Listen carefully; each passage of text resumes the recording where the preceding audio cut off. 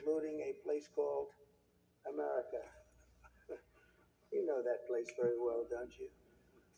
His Majesty spoke eloquently about the bond which inspired Sir Winston Churchill. The bust is in the Oval Office right now, the beautiful bust of Winston Churchill, to coin the phrase special relationship. But seen from American eyes, the word special does not begin to do it justice. We're joined by history and fate, by love and language, and by transcendent ties of culture, tradition, ancestry, and destiny. We're like two notes in one chord or two verses of the same poem, each beautiful on its own, but really meant to be played together. The bond of kinship and identity between America and the United Kingdom is priceless, eternal. It's irreplaceable and unbreakable. And we are, as a country, as you know, doing unbelievably well. We had a very sick country 1 year ago, and today, I believe we're the hottest country anywhere in the world. In fact, nobody's even questioning it, but we owe so much of that to you and the footing that you gave us when we started. Together, we've done more good for humanity than any two countries in all of history. Together, we must defend the exceptional heritage that makes us who we are, and we must continue to stand for the values and the people of the English-speaking world, and we do indeed stand for that.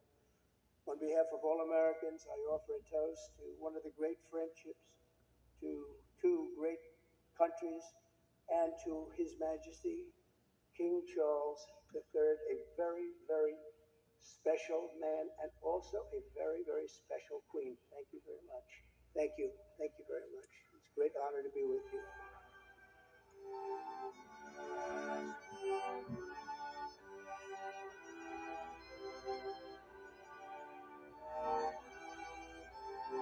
And now President Trump and King Charles just finished their speeches at the banquet. Now, King Charles was reiterating the partnership between the UK and the US as very strong, and their relations in terms of trade as well and other aspects also extremely steady. And President Trump saying similar things and jokingly saying that the king knew every person's name that he met, and also jokingly saying that this is his first state visit, and hopefully, President Trump says, is the last of a U.S. president.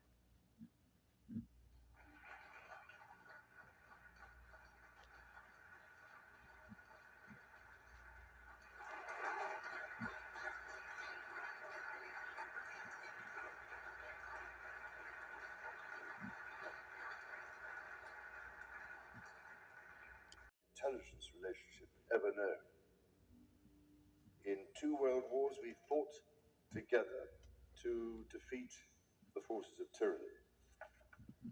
Today, as tyranny once again threatens Europe, we and our allies stand together in support of Ukraine to deter aggression and secure peace. And our AUKUS submarine partnership with Australia sets the benchmark for innovative and vital collaboration. The successors of the British Redcoats and of George Washington's Continental Army today stand shoulder to shoulder, brothers and sisters in arms, protecting the freedoms we both cherish. Our countries are working together in support of crucial diplomatic efforts, not least of which, Mr. President, is your own personal commitment to finding solutions to some of the world's most intractable conflicts in order to secure peace. In striving for a better world, we also have a precious opportunity to safeguard and to restore the wonders and beauty of nature for the generations who follow us. We share the ambition and determination to preserve our majestic lands and waters. Above all, to ensure that we have clean water, clean air, and clean food. Our legacy for the next 250 years and beyond is to ensure that our children, grandchildren, and those who come after them can experience the awe and magnificence of the natural treasures found in the countryside, on the coasts, in the seas, and in the national parks established by your predecessors and mine. Mr. President, Mrs. Trump, the bond between our two nations is indeed a remarkable one. Forged in the fire of conflict, it has been fortified through our shared endeavors and burnished by the deep affection between our people. Tested time and again, it has borne the weight of our common purpose and raised our ambition for a better world. So, in renewing our bond tonight, we do so with unshakable trust in our friendship and in our shared commitment to independence and liberty. Therefore, as we celebrate this unparalleled partnership, allow me to propose a toast to President Trump and the First Lady, and to the health, prosperity, and happiness of the people of the United States of America.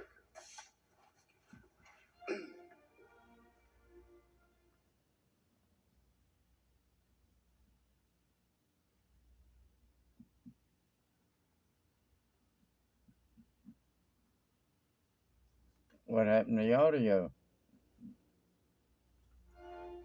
Matt.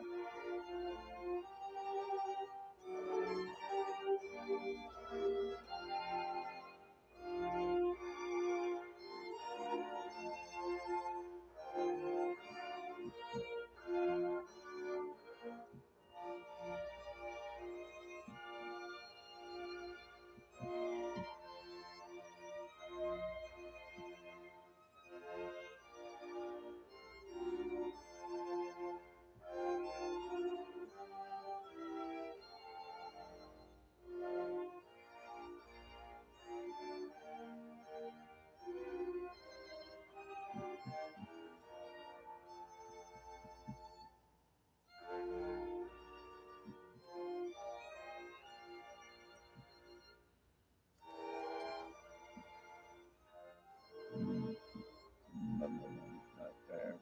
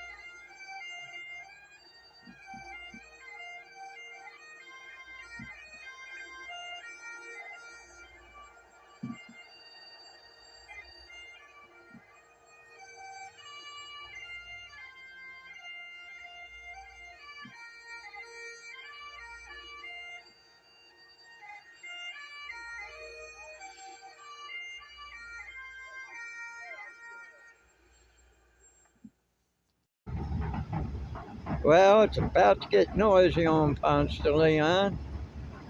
Doing some resurfacing.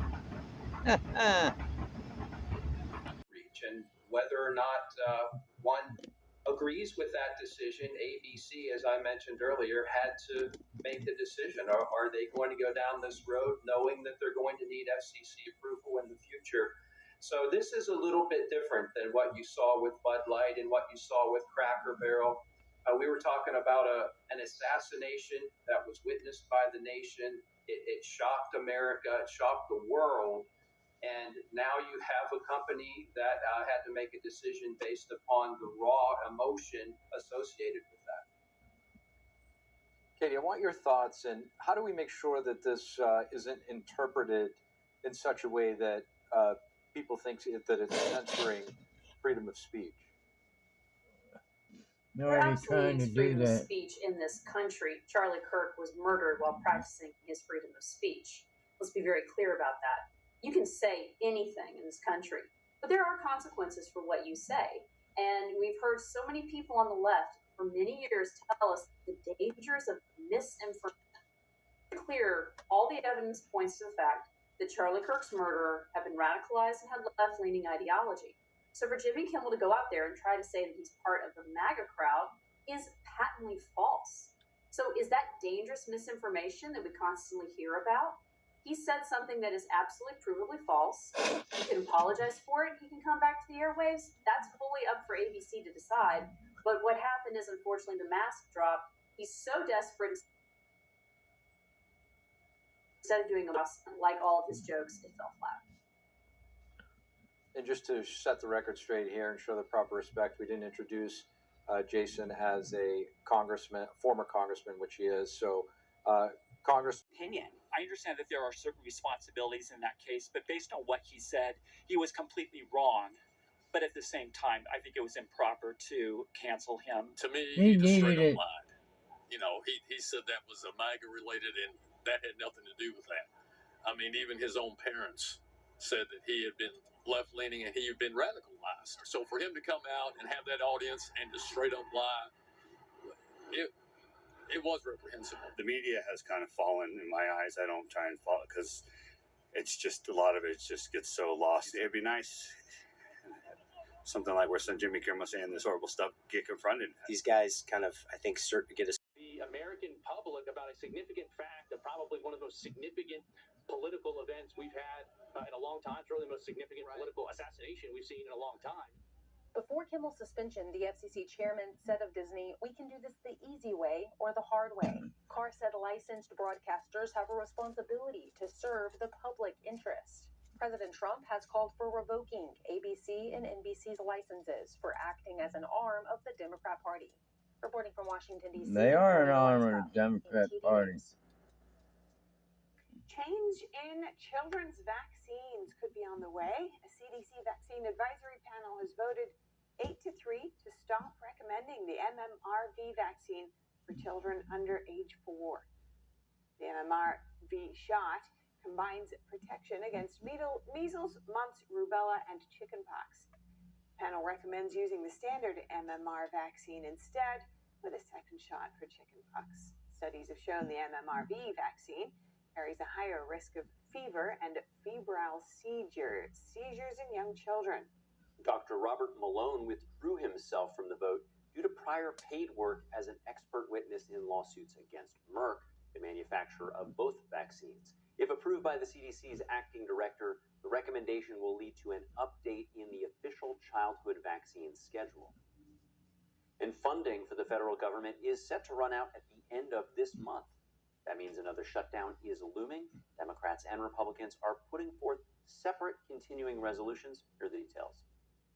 I don't know how they can object to it. I really don't. Both chambers of Congress are expected to take up funding bills today.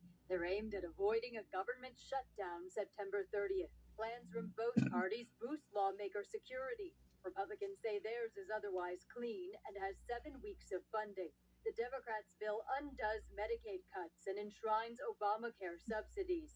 It reverses some DOGE reductions and runs through October. Let's talk about a way to help keep people's costs down for their health care. House Speaker Mike Johnson says Republicans in his chamber have enough votes to greenlight the GOP plan. It's a total good faith effort to allow appropriators on both sides of the aisle to continue their work. The Senate is set to vote on bills from both parties today. Republicans need a handful of Democrats to join them to overcome a filibuster. They might get some. If you vote to shut our government down, you are going to harm millions of Americans. But largely, Democrats sound firm. They even refuse to have bipartisan negotiations. We've always had bipartisan negotiations on this. Finger pointing is underway since shutdowns are unpopular. The House GOP whip predicts Senate Democrats will fold. We're going to keep the government open. This is Republicans and Democrats understand that's a bad thing. Senate Republicans have fast-tracked dozens of President Trump's nominees. The Senate confirmed 48 nominees at once after Republicans invoked a new ruling allowing an expedited process. The move allowed the nominees to be considered as a group instead of individually. Republicans argued it was necessary to clear a backlog of stalled nominees over the objections of Democrats. Several national security-related positions were among those confirmed, as well as the ambassador to Switzerland and Liechtenstein, and the ambassador to Greece as well. Up ahead, the United States is trying to get Bagram Air Base in Afghanistan back. The president made the announcement yesterday, citing what he called its strategic location for China. We're going to speak with an expert for what you need to know.